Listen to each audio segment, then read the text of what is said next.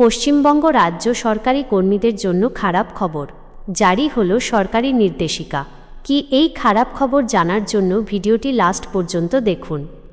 পশ্চিমবঙ্গে ভোটার তালিকা সংশোধনের কাজ SIR শীঘ্রই শুরু হতে চলেছে। কিছুদিনের মধ্যেই পূর্ণাঙ্গ নির্দেশিকা গভর্নমেন্ট অর্ডার প্রকাশিত হয়েছে।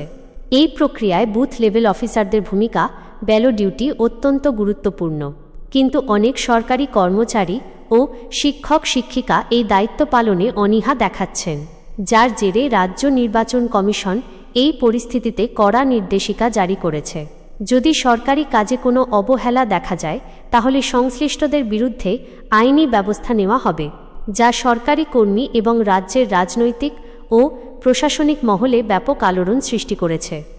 সর্বশেষ জানা তথ্য অনুযায়ী এখনও পর্যন্ত 1000-এরও বেশি BLO অফিসার তাদের কর্মস্থলে যোগ দেননি।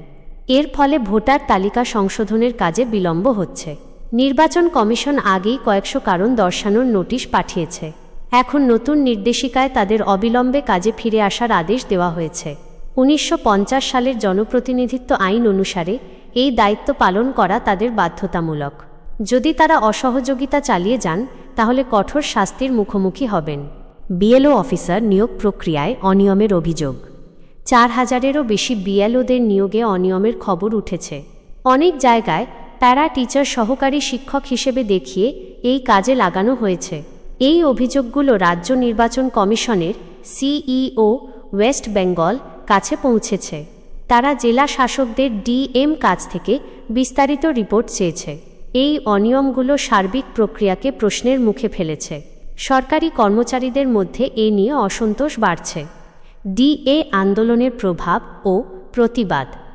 DA আন্দোলনের নেতা ভাস্কর ঘোষ এই প্রক্রিয়ার বিরোধিতা করছেন। তিনি বলছেন, ভোটার তালিকা সংশোধনের জন্য স্কুল বন্ধ রাখা অযৌক্তিক।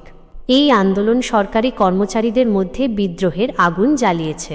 BLOরা বাড়ি বাড়ি গিয়ে তথ্য সংগ্রহের কাজ করেন, যা অনেক সময় নেয়, কিন্তু এই অতিরিক্ত দায়িত্ব তাদের নিজস্ব কাজে বাধা সৃষ্টি করছে। সংগ্রামী যৌথ মঞ্চ এই বিষয়ে আরও প্রতিবাদের পরিকল্পনা করছে। কমিশনের আশ্বাস ও ট্রেনিং ব্যবস্থা। নির্বাচন কমিশন BLOদের 7 দিনের ট্রেনিংয়ের ব্যবস্থা করেছে। এই প্রশিক্ষণের মাধ্যমে তারা প্রক্রিয়াটি ভালোভাবে বুঝতে পারবেন।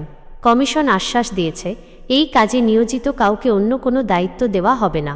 তাদের বদলি করা যাবে না, যাতে তারা নির্বিঘ্নে কাজ করতে পারেন। যদি কোনো অজুহাত দেখানো হয়, তাহলে তা গ্রাহ্য হবে না।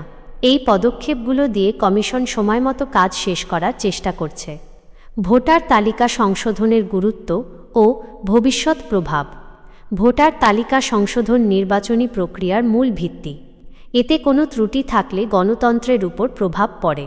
পশ্চিমবঙ্গে এই কাজটি সুষ্ঠুভাবে সম্পন্ন করা জরুরি। সরকারি কর্মচারীদের এই দায়িত্ব পালনে সহযোগিতা করতে হবে।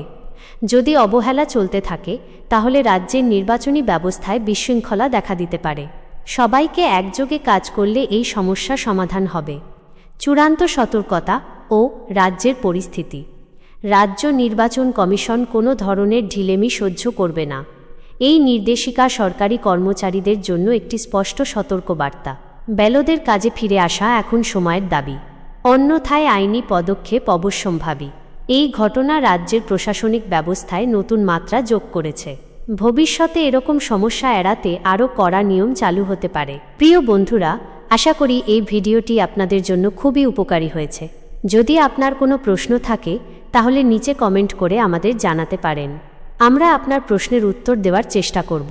এই ধরনের আরও গুরুত্বপূর্ণ এবং তথ্যপূর্ণ ভিডিও দেখতে আমাদের চ্যানেলটি লাইক করুন, শেয়ার করুন এবং অবশ্যই সাবস্ক্রাইব করতে ভুলবেন না। পাশে থাকা বেল আইকনটি টিপে দিন, যাতে নতুন ভিডিওর নোটিফিকেশন সবার আগে আপনার কাছে পৌঁছে যায়। আপনাদের সহযোগিতা আমাদের জন্য খুবই গুরুত্বপূর্ণ। সবাই ভালো থাকবেন, সুস্থ থাকবেন। ধন্যবাদ।